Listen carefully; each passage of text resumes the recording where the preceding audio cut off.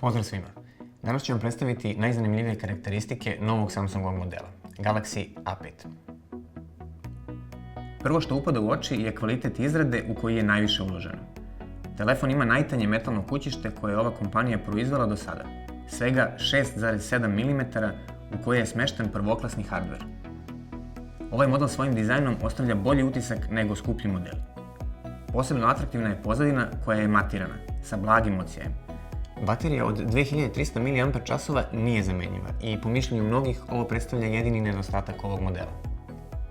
HD Super AMOLED displej je dijagonale 5 inča i posjeduje Corning Gorilla Glass zaštitu 4. generacije.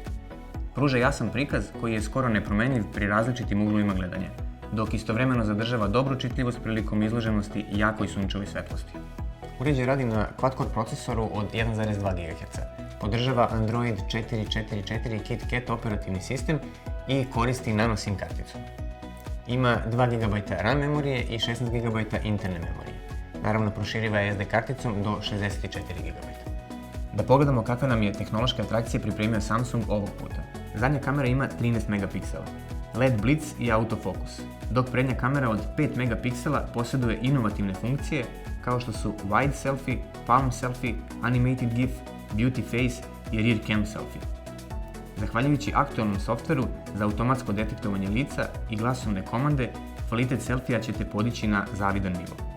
Tu su i već poznate karakteristične funkcije koje odlikuju Samsungove modele: Ultra Power Saving Mode, Private Mode i automatsko audio prilagođavanje. Samsung Galaxy A5 kod nas možete pronaći u beloj i crnoj boji. Pratite i dalje naš YouTube kanal.